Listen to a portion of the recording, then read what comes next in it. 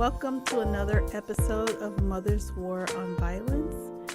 And I'm Yolanda Wallace, and I'll be your host. And we want to thank our sponsors, WCBU 89.9 FM, for sponsoring our show.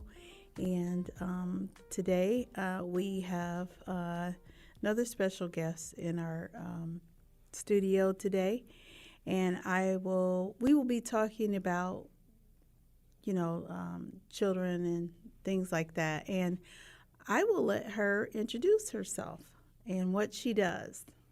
Sure, thanks. Thanks for having me. I appreciate it. Thank you. My name is Sara Runyon. I'm the clinical director at the Center for Prevention of Abuse, and I manage a team of therapists that help survivors of domestic violence and sexual assault in their recovery process from those incidents through therapeutic services. Okay, great. So that means that what ages do you serve? In all ages. All Okay. ages, all demographics. Okay. If somebody was assaulted yesterday, they can come for services. Okay. If there was an instance of domestic violence in their past 30 years ago, they're welcome to come for services. Okay, great. Mhm. Okay. So as it relates to children, what are the ages that you start?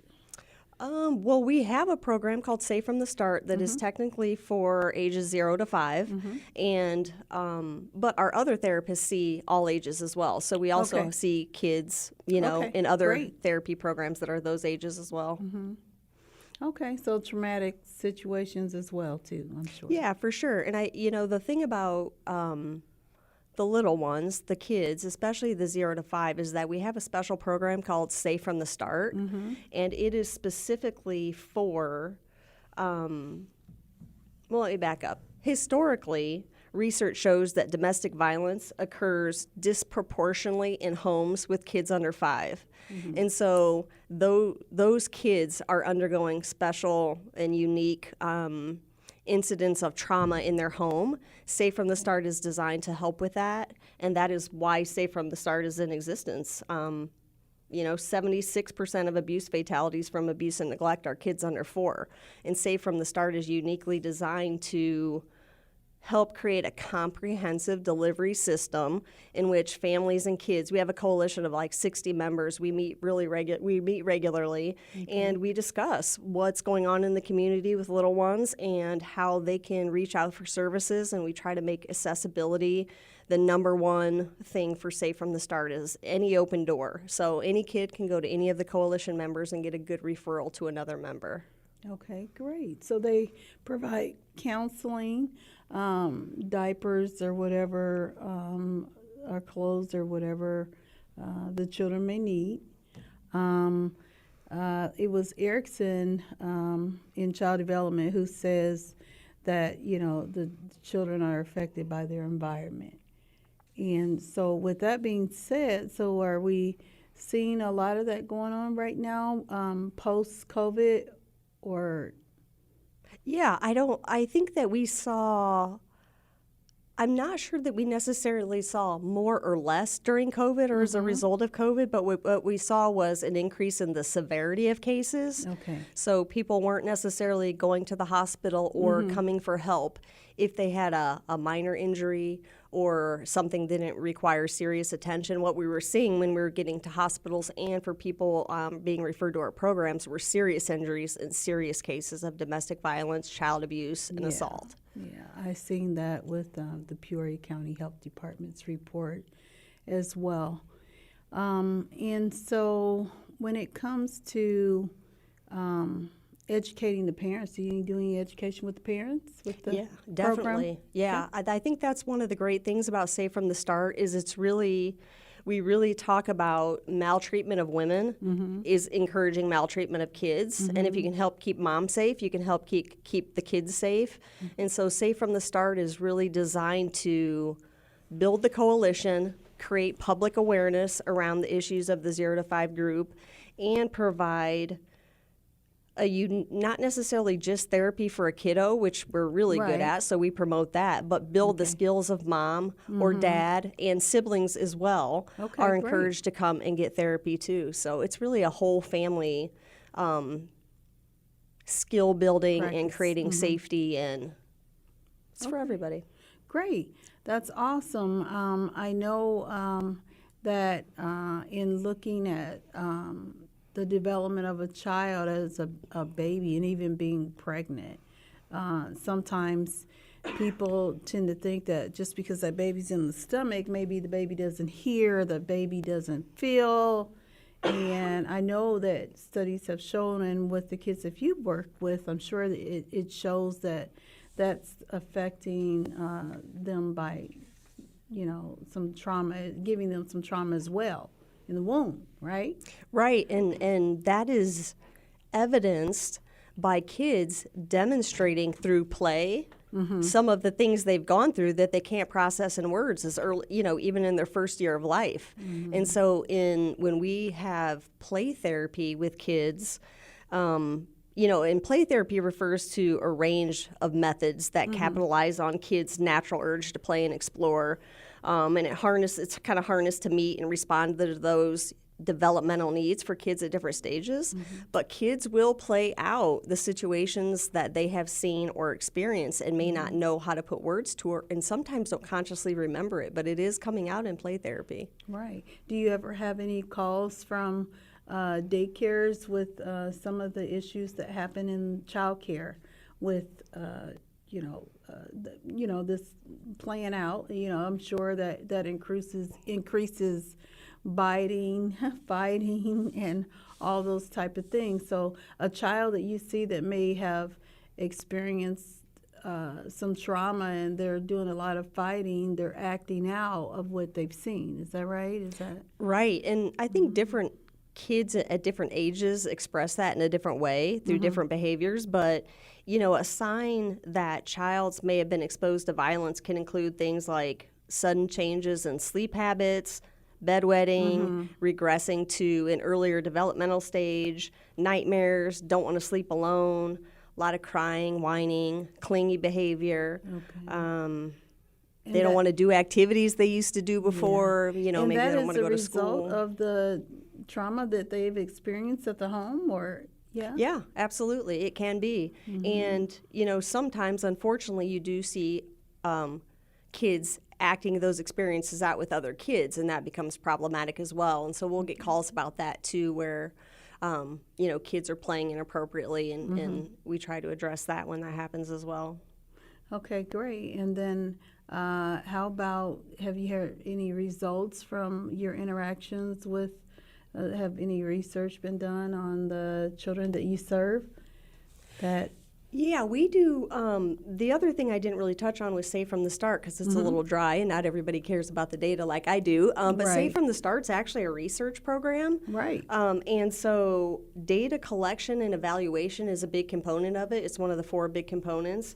And so there's a constant evaluation of the effectiveness of the therapies through like assessment at the beginning, a second assessment, a third assessment, and really, primarily, we use play therapy. Okay. And sand tray therapy and some other, kid therapies. Right. But Water those are the big therapy ones. Yeah. And so okay. those are, we see the evidence of the effectiveness through the evaluations, but also the parents and the teachers coming in. Okay, great. That's and, awesome. Good verbalizing feedback. that some of those negative behaviors have been better. Kids Declined. are wanting to go to school. Not quite so disruptive. And sometimes we have to make referrals out to other providers, Right. doctors, psychiatrists, other agencies that might be able to provide resources that we might not have. Well, that is awesome. So sometimes you might even get something as simple as, it might be a traumatic experience, just using it as an example, as a child who has a new sibling, and they may regress a little bit, and that may be something simple, but that's probably still something that you deal with to help that child through play and redirecting to come out of that. Yeah, I think, and your word redirecting, that's a good one too. We do a lot of redirecting with kids. And I think that your point, though, it reminds me to just kind of talk about too what the eligibility is for Safe from the Start specifically. Okay, great. The benefit of Safe from the Start specifically, outside of our regular therapy programs, is not just the focus on the 0 to 5. but also that it's child abuse victims, domestic violence, sexual assault, and community violence. And community violence can be, I think people don't think about the center is addressing that specifically because we're embedded in the domestic violence and the sexual assault and the human trafficking.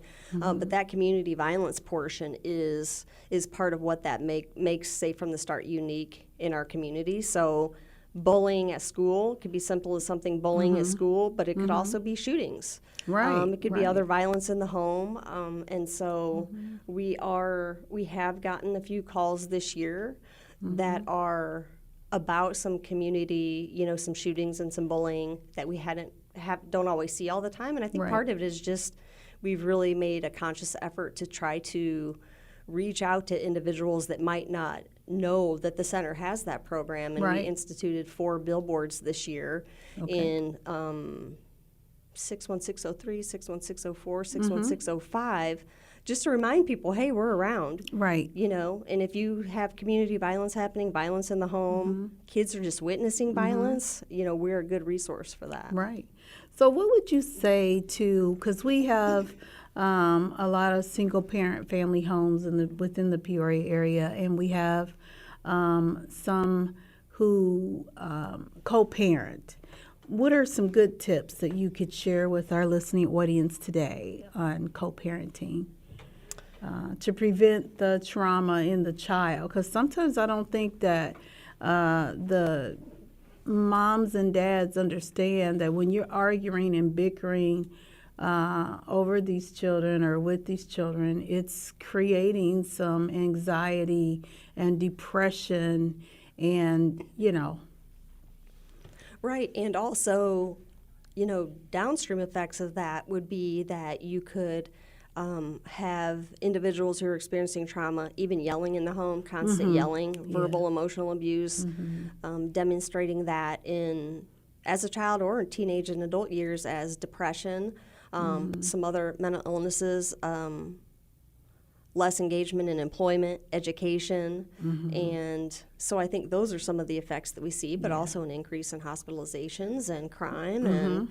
And you're right when you said that yelling can be very traumatic for kids, and it can cause some trauma, and it can really, the thing that I am concerned about when it comes to children, and I'm a child development major, and that is the long-term effects that it's going to have on them as they grow up, from being this little bitty baby, to a toddler, to school age, to high schoolers and beyond, and one day being an adult, is that sometimes, psychology tells us that sometimes it's really hard for that adult person to live past their learned environment at home. Me being a foster child and experiencing some things in my younger years, even prior to the foster care system, some of the things in the foster care system damaged me, and gave me some complexes that I deal with. Sometimes they've gotten better over the years as I've gotten older and reached out for help, and I use God and prayer to help me a lot. And even going through some counseling in my adolescent younger years. But what would you say to those parents who are co-parenting with these kids who don't understand the long-term effect? Be kind to one another. So simply be kind to one another. And I think part of it is just there's something called ACEs, adverse childhood events, and a little bit of knowledge about ACEs is good because the more adverse childhood events you have, the more likely you are to drop out of education, school, experience mental health difficulties. And I think just awareness of the fact that the yelling sometimes, divorce conflicts. Kids carry that around. They even Right. carry that into Yes. school. It's distracting when they go to school. They have a hard time focusing. So I just think, if you're, the one thing I'll say about co-parenting is that a lot of people do it. A lot of people do it successfully. And just be mindful and recognize the signs that your kiddo might be having trouble in school Right. or acting out. And so if you're And seeing sometimes more people unusual don't. behavior. Yeah, sometimes people don't see them not doing well in school as it's a problem because not only all the time are we parenting with the parents of the child. I see nowadays there's a lot of co-parenting with grandparents and the child, and a lot of times I am seeing instances where sometimes the parents are immature and don't realize that this child is going to grow up one day, and this is not your possession to be mine and all mine and I don't, whatever the dynamics are between the couple or what have you, the child still needs both parents. It needs the village. It needs the grandparents. It needs the aunts, the uncles, all to be involved in that child's life. And starting during the bonding years of 0 to 2 years old. And if the child is seeing all this arguing between the grandparents and the mom, the dad and the mom, and the dysfunction that's going on, it is causing some insecurity from that child. I know there's some issues that I've seen in my own lifetime that where if the parents and the grandparents don't get along, it causes some real severe issues long term. Right. And I think, that's the beauty of Say from the Start is the focus on the whole family. There's a lot of caregiver interaction in that as well, Great, but also great. the skill building from the parents. Great. Helping a lot of conflict resolution going on between parent and kid, but also between guardians sometimes and caregivers. Okay. So yeah, Say from the Starts really addresses those sort of challenges. But I think some and of you have meetings, you have trainings for grandparents or kids to help them interact. We have a therapist, a master's level therapist on that team, and also a program administrator who has quite a bit of expertise in child development and conflict resolution, especially parental conflict resolution. And so, those are things that can be addressed. We have a lot of programs at the center, though, that can address a lot of issues of violence and abuse going on in the home, but Say from the Start's pretty well equipped to address it as a family. Great. And I would say you could really benefit from reaching out to getting some help. There's nothing wrong with that. Sometimes people have a hard time reaching out. They have the fears of DCFS and things like that. But overall, when you look at the well-being of the child should be the main priority, you ought to be able to reach out to ask for help. And I'm glad that the Center for Prevention of Abuse has something, along with other agencies in the Peoria area, that can help with some of the, like you said, conflict resolutions between co-parenting and relationships, and all to just make it an overall well-being situation for that child. Right. It's all about creating a safe environment for the child. Exactly. Absolutely. And I think, you did touch on a good point that, in terms of accessing our services, the thing that we like to say all the time and remind people is they're free and confidential. Yes. And so that's, we need to definitely be promoting that part of it. But also, you can call us anytime, day or night. We have a crisis hotline 24/7. You can call, set up an appointment to see a therapist or a counselor. We have folks who work as court advocates in case you're in need of legal assistance for orders of protection. And we have quite a few programs at the center, so calling the hotline or just our regular number, 309-691-0551, that's a good starting point.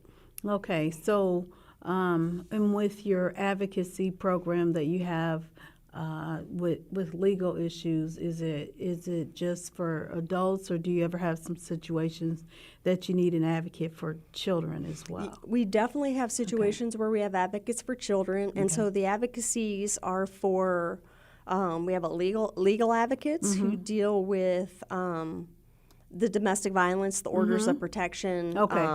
Stalking, no contact, those kinds of things. But also the medical advocates who respond to the hospitals, who are oftentimes seeing kids who've been assaulted and then those cases being prosecuted. So we work really closely with the courts. We attend court with them if they there's a lot of consultation that goes and help through the whole process. We see kids at the hospital all the way through to the end of court sometimes. Right. Well, that is great. That is awesome to know. And, of course, I know you network, like you said, with other agencies, the Children's Home, the Crisis Nursery, and all the other different agencies that deal with children and their parents and that. Okay, well, that is so great to hear. And now, can you tell us a little bit more while we have you here about the services that you have for those families who have experienced trauma that result in a death? Because I know you have a memorial service that you have annually, right? Well, we have things called speak outs. And so, like, as a part of Sexual Awareness Month, we'll have a speak out where people can come and talk and share their experiences. In terms of there being a violence resulting in death, that's a big part of what Safe from the Start is about too. Is trying to address. And so those are very unique, serious situations that we hope, if you have a kiddo in the home from 0 to 5, definitely give us a call so we can help work through those experiences. Because, like I said, if you it's not just the 0 to 5, it's the siblings coming in, and the caregivers as well. So, well, is it just in the traumatic situation as far as domestic violence, trauma that leads to death, or can it be something like car accidents that is a traumatic event for children as well? Is that it's really domestic violence, child abuse, sexual assault, or community violence, right? So like bullying, shootings, that kind of violence. And I would say there's a lot of good resources for counseling in the community for other traumatic car accidents and things, right? Okay, but yours is mostly towards domestic violence and those type of things. And you do have resources online as well. Do you want to talk about that a little bit? We have resources online. I think the biggest thing, though, is that call the hotline. Call our hotline, because somebody will answer and get you to the right spot. And I think sometimes when people are doing research or looking online, survivors who are calling who need help don't always know the words to use to describe their experiences. But if you get me on the phone, we're going to talk through what might be the best course of action for you at the center, or if we feel like another resource is better for you. But I think talking through it's really important.